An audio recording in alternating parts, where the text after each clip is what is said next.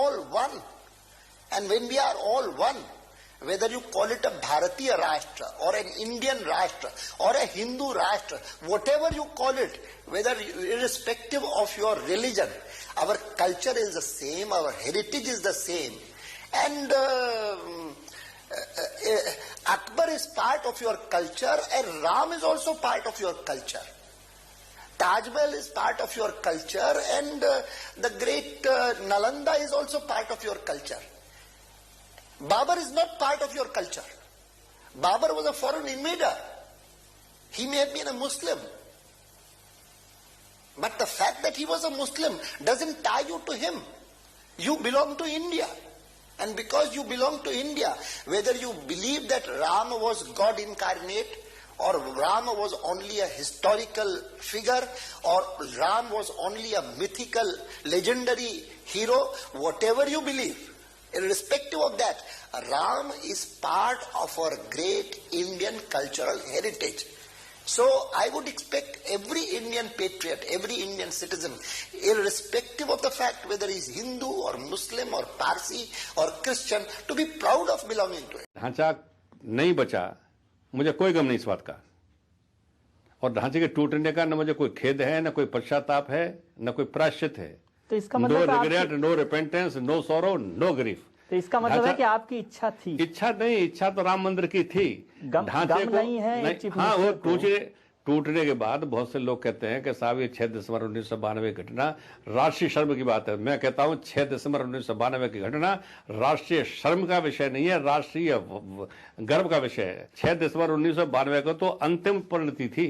मैं आपको अभी ताजा उदाहरण देता हूँ. जब 6 दिसंबर को अयोध्या में बाबरी मस्जिद का ढांचा गिराया गया तो शिवसेना ने सबसे आगे जाकर के झंडा गाड़ दिया, हमने गिराया, और उसको बड़े गौरव से उसको ओन किया. गौरव तो है ही, बिल्कुल, इसमें कोई शर्म की बात नहीं है. मैंने तो कहा दिया, साफ कह दिया. हमें 6 दिसंबर के बाबरी मस्जिद के गिरने का कोई अफसोस नहीं है, और अगर मैंने खुद अपने हाथ से उसको गिराया होता तो मैं तो गौरव के साथ उसको स्वीकार कर ली थी. आज 41 वर्ष हो गए हैं, वहां केस भी चलता है, मगर जन्मभूमि पर मंदिर नहीं बन सका है. तो ये जो है तुष्टीकरण की नीति, इसमें से हिंदू समाज के साथ बड़ा भयंकर डिस्क्रिमिनेशन हुआ है. और हम ये समझते हैं कि जहां हिंदू समाज के साथ डिस्क्रिमिनेशन होता चला जा रहा है, वो सेक्युलरिज्म नहीं है. हमारा जो सेक्युलरिज्म है वो मुस्लिम संप्रदाय की ओर भयानक रीति से झुका हुआ है, और ये चल नहीं सकेगा इस देश के भीतर. इसके बड़े दुष्परिणाम होंगे, इसकी बड़ी प्रतिक्रियाएं देश के भीतर होंगी, और वही प्रतिक्रियाएं आज दिखाई दे रही हैं.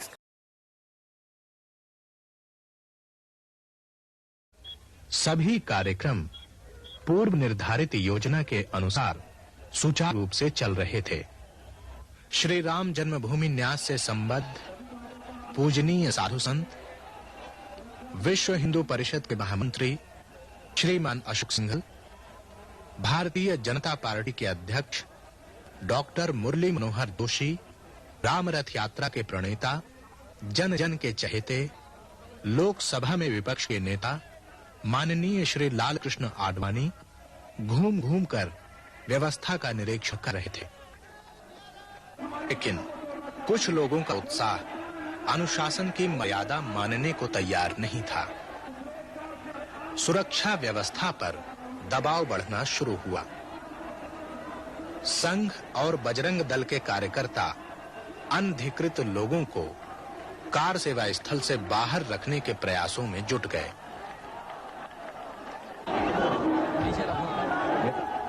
व्यवस्था बनाए रखने हेतु विश्व हिंदू परिषद के साधु संत भी डंडा चलाने को विवश हुए.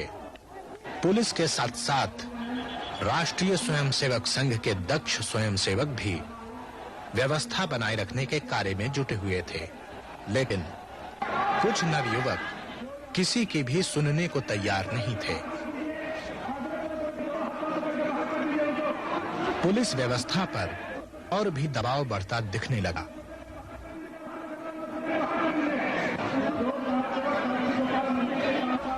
कार्यकर्ताओं ने व्यवस्था भंग करने का प्रयत्न करने वालों के पहचान पत्र देखने शुरू किए.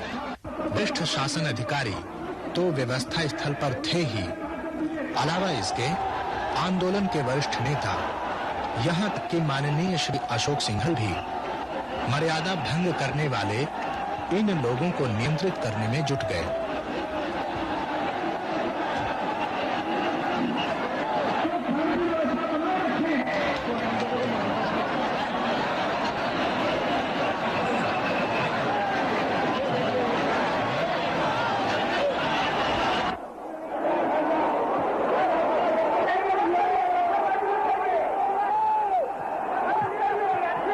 लगभग 11:50 पर व्यवस्था नियंत्रण से बाहर जाती प्रतीत हुई। विवादित ढांचे पर तैनात सुरक्षा कर्मियों पर थराव शुरू हुआ।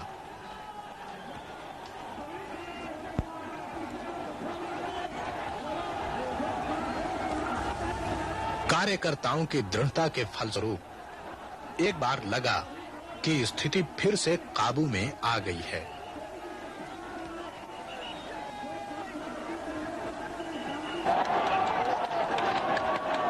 लेकिन कुछ युवा लोग श्री राम मंदिर परिसर की बाहरी दीवार के बाएं कोने में लगे पेड़ के पास से प्रवेश करते दिखाई दिए।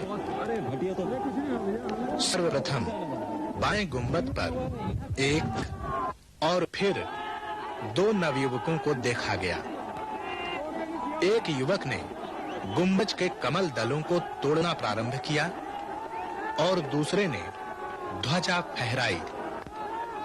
पहला युवक दोनों हाथों को उठाकर विजय उद्घोष करता सा प्रतीत हुआ।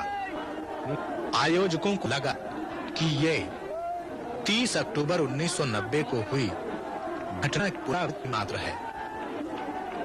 मंच से प्रार्थना की गई कि कोई भी कारसेवक अनुशासन न तोड़े और जो लोग गुंबद के ऊपर हैं वो नीचे उतर आए।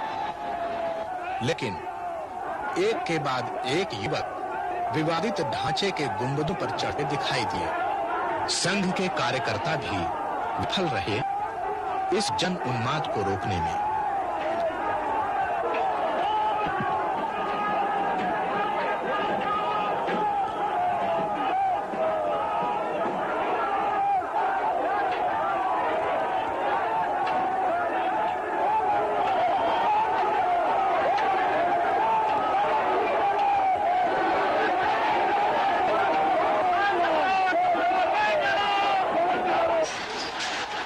समय 12:10 पर केंद्रीय सरकार को इस वस्तुस्थिति की जानकारी प्राप्त हो चुकी थी।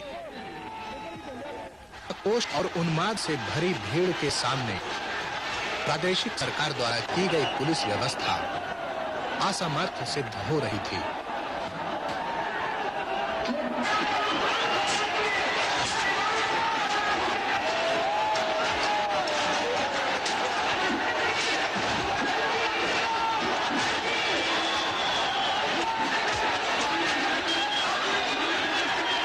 बजकर 45 पर प्रदेश सरकार ने केंद्रीय सरकार से कुछ और सुरक्षा दलों को भेजने की प्रार्थना की।